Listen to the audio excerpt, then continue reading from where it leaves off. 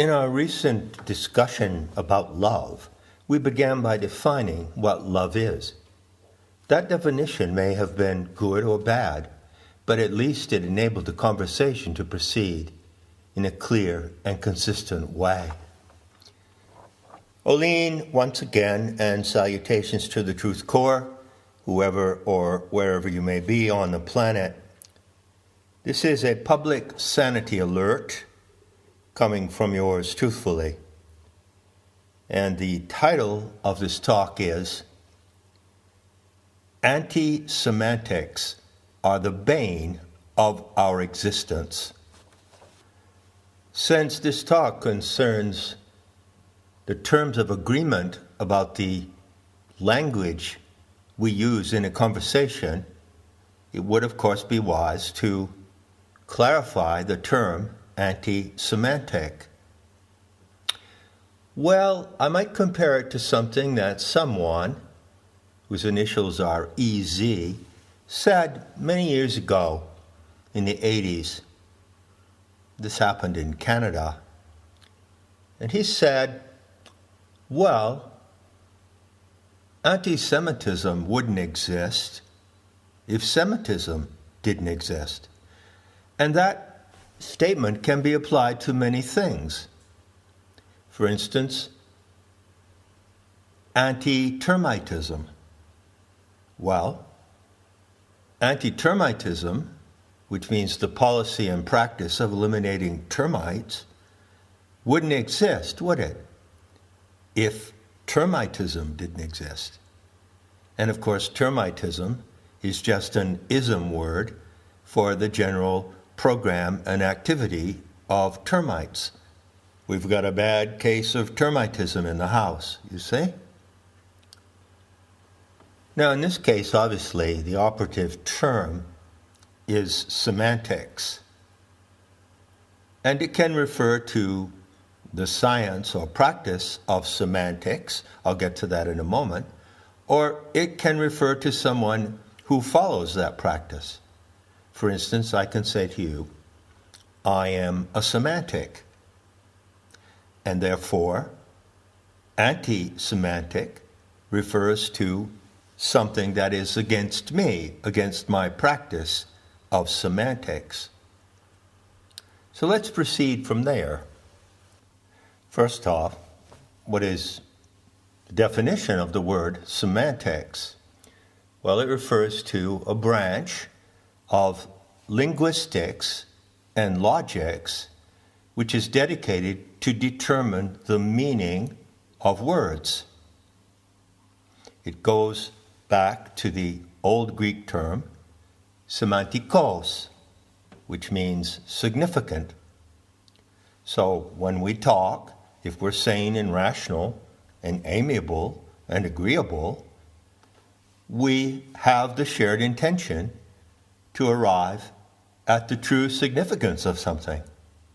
And we get there together if we have a good conversation, if we follow the simple rules of the dialectic process. At the beginning of this talk, I quoted someone from ancient Greece who was considered to be, in a way, the founder of dialectic, which is a fancy word for conversation, and also, in some respects, the earliest teacher of semantics, and that was Socrates. So here it is again. This is from the Platonic dialogue called the Phaedrus. In our recent discussion about love, we began by defining what love is. That definition may have been bad or good, but at least it enabled the conversation to proceed in a clear and consistent way. End quote. Simple enough, right? From that statement by Socrates, I offer you this principle. All sane and productive conversation depends upon semantic agreement. In order to realize the impact and the importance of that simple statement, Here's an example of a conversation that would proceed without semantic agreement. 3 Tads sit down at a table and they decide they're going to have a conversation about bar. Now, one of them assumes semantically the significance of the word bar to mean a bar, someplace where you go drink. The second Tad in the conversation assumes that it means a bar of music. And the third one assumes that it means a bar of gold, such as an ingot. And so they proceed with the previous presumption of 3 different meanings for the word bar. Imagine how that conversation would unfold. It would quickly prove to be total nonsense, because one participant using the word bar would be referring to places that you go and drink, and the other one would be responding and offering comments based on the meaning of bar as a bar of music. It's a dumb example, but it's a pertinent example.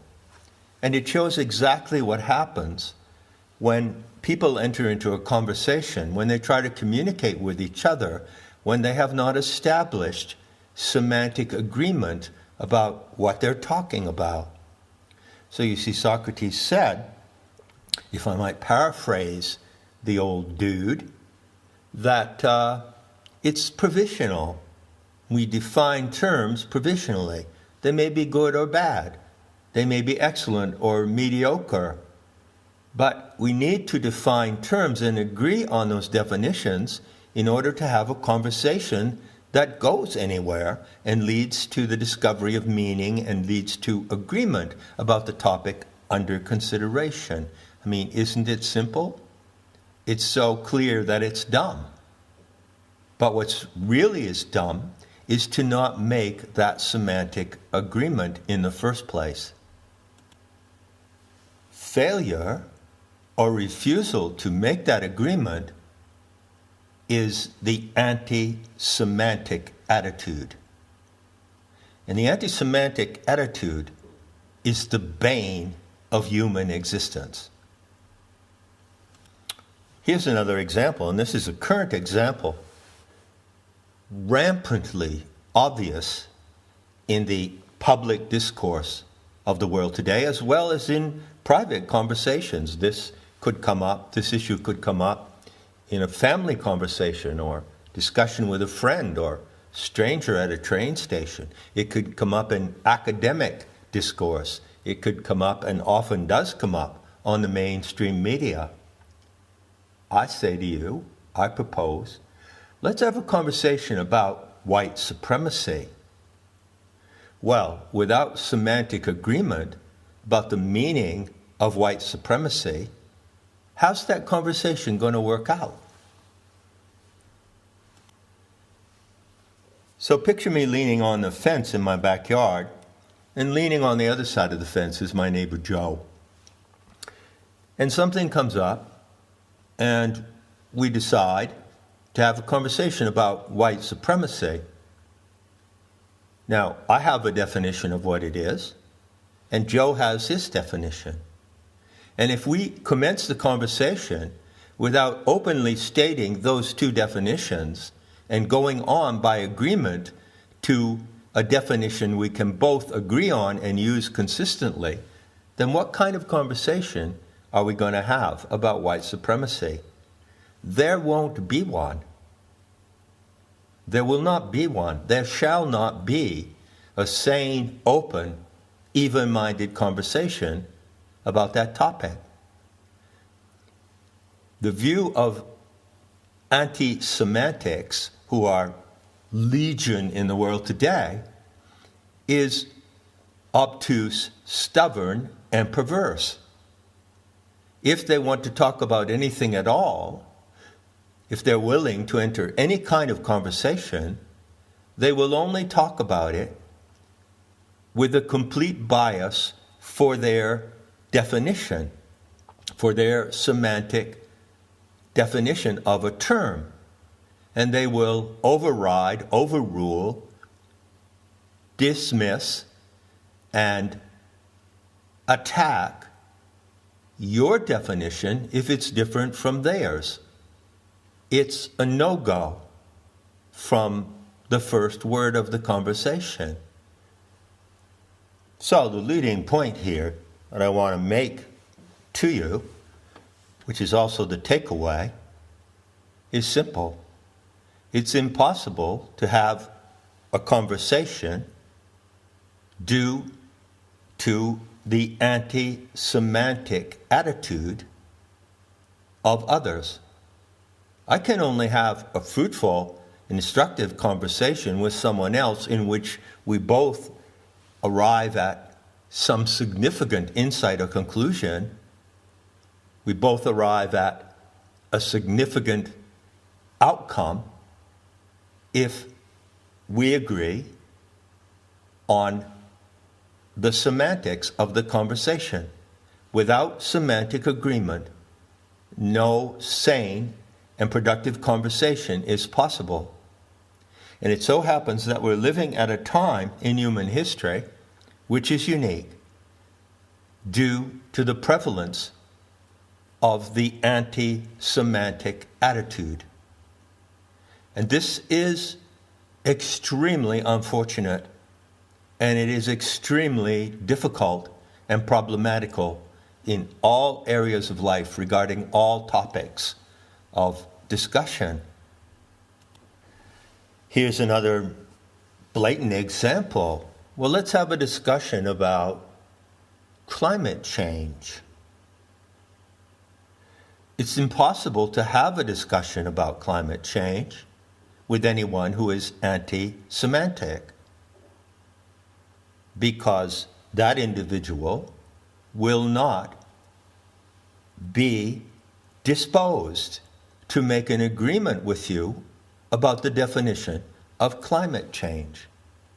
They will insist on their definition, they will not listen to your definition, and they will not agree to have a common definition, good or bad, excellent or mediocre, that will at least permit a sane and sober conversation to take place.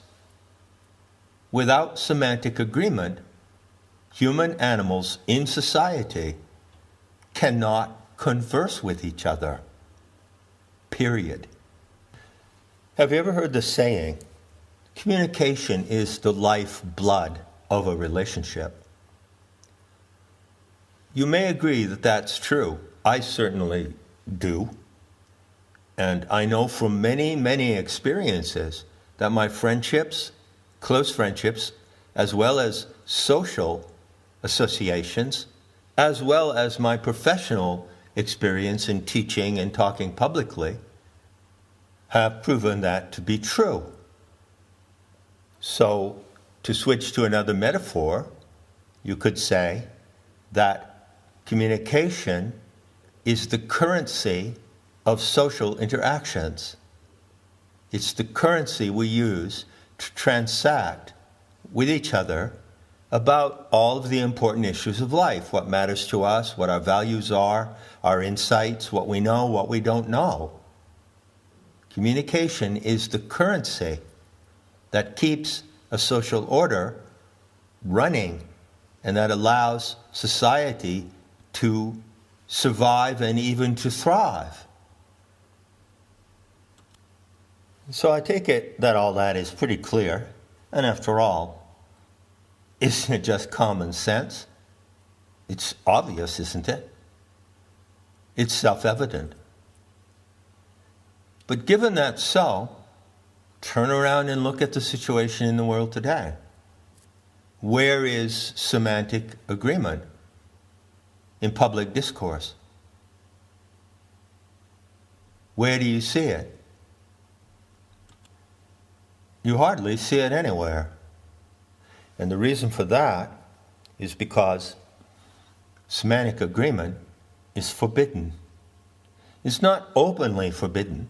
You don't see a sign on the wall of a restaurant or a public gathering place or a park, a big sign that says, "No dogs allowed on the lawn," no semantic agreements allowed in this space.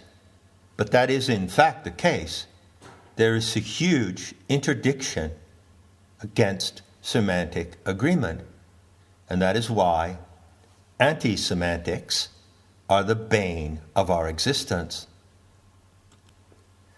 Having said that, I'm going to take this public sanity alert around the bend and go to another topic and directly conclude this talk, thank goddess it's fairly brief, by focusing on this other topic, which is the solution to getting out of the trap that humanity is in today.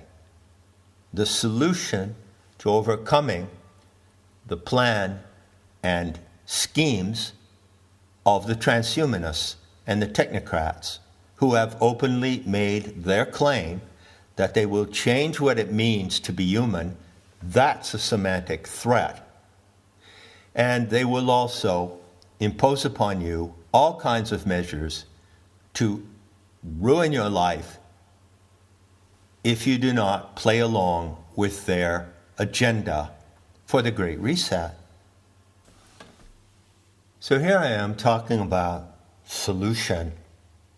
The solution of the crime against humanity, the defeat of the technocrats and the psychopaths who have taken the leading places in the social order, and all of the accomplices and enablers and the useful idiots that they have recruited into their great scheme, which is a scheme to destroy not only the natural and human way of living, but to destroy society as we know it. This is what we're facing. And I've proposed a formula of solution according to 3 R's. First R is recovery. So it will be necessary to recover the natural and normal ways of life in which people live together, in which they associate or choose their associations, as well as the way they pursue their livelihood in a common agreement not to harm or deceive others, you see. So recovery of all that, or the restoration of that way of life, which is natural to our species, is the first R.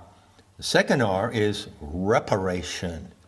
And that means claiming from all those who have perpetrated this harm reparations. For instance, reparations for all businesses that have failed. Where has the money gone? Who owns the airlines? Who owns all the buildings that have been sold off? Commercial real estate due to the failure of businesses. Where is all that money? There are countless trillions of dollars in the hands of the enemies of life, the perpetrators, who get richer as this ruin continues. Second stage is reparation. To take that from them, the resources and the finances that they have accumulated by this crime, and turn it back for the good of society. Repay people for the loss of their businesses. Finance them through a civic banking system with no interest, so that they can rebuild their businesses, their restaurants, the tourist industry, and everything that matters and everything that we naturally enjoy and need to live together. Second R, reparation. Third R is revenge. I won't elaborate on that. That would go to another subject, but you get the picture. Now, what I want to say, and I haven't said this before in quite this way, is really important to me. The solution is known. The solution to beating this crime against humanity and to exposing, opposing, and overcoming the Soviet deceit is known. And it's not simply known to a small handful of people. It's known to countless millions of people. there is the solution in the larger sense, according to these three terms that I'm proposing, and there is the key to the solution. I ask you to consider that. Suppose, for instance, that I propose to you that we go on a great journey and we travel up and down the coast, the west coast of the United States. And here I have a beautiful van. It's equipped with all the necessities. It's beautifully appointed. And all we have to do is step into the van, come on in, sit down over there, I'll drive, I'm sitting here. We have everything we need. We have a certain food supply. We have everything on board. But we don't have the key to the ignition. Therefore, we're not going to go anywhere, are we? Well, this is the situation today. The solution is known. The solution has been established. It's been known for a really, really long time, and I mean centuries. But the solution today, of course, is more urgent than it ever was. So if I say to you, all the factors necessary for the solution are at hand, but there is no key for the ignition, then what do I mean by the key for the ignition? One simple factor puts the entire solution into action. And millions of people are ready to go into action with the solution and take it all the way into the beauty to come. But no one is going to get anywhere without the key to the ignition. And as long as you don't have the key in your hand, the problem will continue to worsen, and it will become more and more complicated until it will look impossible to resolve. It is not impossible to resolve. In fact, it could have been resolved in centuries past, recent centuries.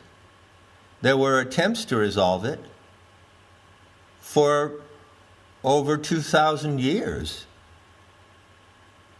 The problem of the eternal strangers has been with humanity for a long time. It's coming to light now in a way it never has before. But believe me, you can go look at the evidence.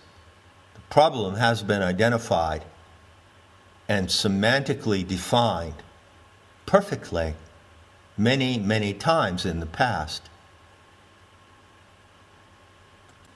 So I would say to you, as a message of encouragement, take heart. Because many millions of people know how to solve this problem, this crime against humanity. Then why aren't we solving it? It's forbidden to have a semantic agreement about the core of the problem. And there is a core. I've written about it a lot in Not in His Image, and I've talked about it a lot. There is a core to the particular form of evil, which I call social evil, operating on this planet. There is a root to that evil. But there is also, as I said before, well, what can you call it? A rule? An interdiction? A taboo? How about calling it a policy? Let's make a semantic agreement. The perpetrators who impose tyrannical and insane rules upon society have a policy. It's their key policy. It is their key, the key to their power and their illusions of power, as well as it is the key to the solution, to defeat them. So they enforce a policy by which they do not allow, or they attempt to prevent, anyone from openly speaking about the source of evil. And by preventing that conversation to take place, which is the foundation of the anti-Semantic attitude and the anti-Semantic enforcement, well, there's no unity of agreement about the problem. Unity resides in the truth of truly knowing the significance of something based on a semantic agreement about it. The globalist overlords and the authorities have to work very hard on this one, because they know that we're people in the world, in small groups, in large groups, across entire countries, allowed to have a conversation, a semantic discussion of the core of the problem. Their game would be doomed just by having that conversation. Of course, then there would have to be action to follow up the conversation. But it looks like it's going to be difficult, if not impossible, to reach that stage of action if the conversation doesn't happen first. You feel me? You follow my drift? Remember that this talk is a public sanity alert, and I can't get it across to you strongly enough of how dangerous it is that the authorities prevent this conversation from happening. The authorities are anti-semantic, and so are all of their minions and their enablers and their accomplices. And even your neighbor and your parents or your children are anti-semantic. Teenagers are notoriously anti-semantic about even trivial things in the family constellation, aren't they? They won't talk with you about it, will they? They will not sit down and have a simple conversation with an agreed upon topic that is clearly defined so the conversation can proceed. And that's a trivial example.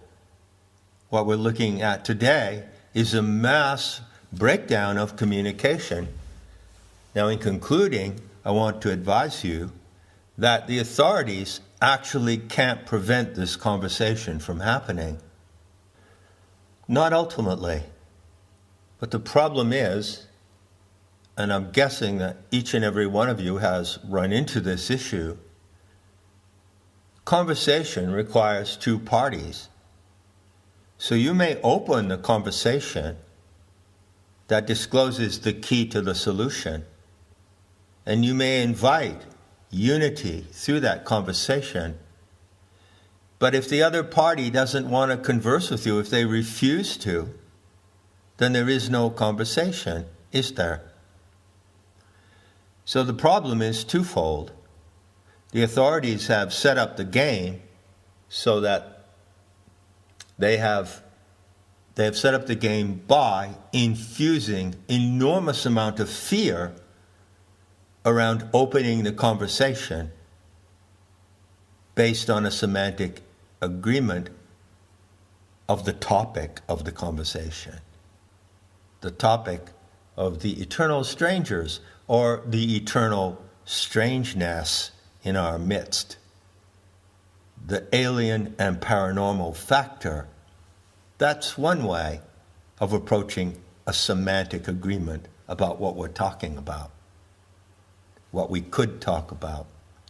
So no, they can't prevent you from opening your mouth or initiating the conversation, but they've surrounded the topic with so much fear and so many threats that you're very likely to face nasty consequences even if you bring it up, even if you mention it.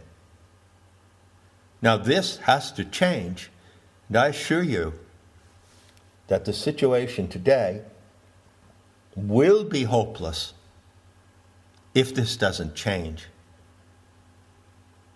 Unless that conversation about the source of evil can happen, I don't see any way of getting out of this trap. The anti-semantics are the bane of our existence. They ruin everything. Your neighbor, your children, your parents ruin everything by shutting you down if you even mention certain subjects. That's anti-Semanticisim at its worst. And of course, in the mainstream media, a free and open conversation of that kind is totally absent. Those who control the media would never allow such a conversation to take place. Let me give you an example in closing. How about a conversation about race? Now imagine a stage is set and cameras are in place to film a conversation and call it a debate. And on that stage, on one side, is a table with 5 panelists, and on the other side, another table with 5 panelists. And the purpose of the debate is for them to debate racism and race. Have you ever seen such a debate? No, you haven't. All you hear, according to those who control the media, is endless rhetoric coming from one side of the debate. Were there to be a fair and open debate with a semantic agreement at the basis of it, then that would be mighty, mighty powerful. And it would become obvious to any sane person what was wrong with one side of the debate. But if an issue cannot be debated, how can you ever expose what is wrong with one side of the debate, one side of the argument about race or racism? So anyway, I don't think you need any more examples. I'm guessing that I've made it pretty clear. And how is this helpful? How would it be? How would I like it to be helpful? Well, I think it could be helpful if you concentrate on the absence of semantic agreement wherever you go. If you put it in the forefront of your mind, and when you see it happening, remind yourself that unless that changes, there is no way to resolve the problem facing humanity today. And then you can reflect on that. You can ask yourself what you would do to make a difference and how you might contribute to that single and paramount breakthrough. Everything is ready. Millions of people know what the game is. I've written extensively about the game and tracked it back to its origins. But without the conversation, without free and open semantics, I don't see how humanity will ever extricate itself from this insane program of deception. Enough said, and I'll be seeing you in the beauty to come.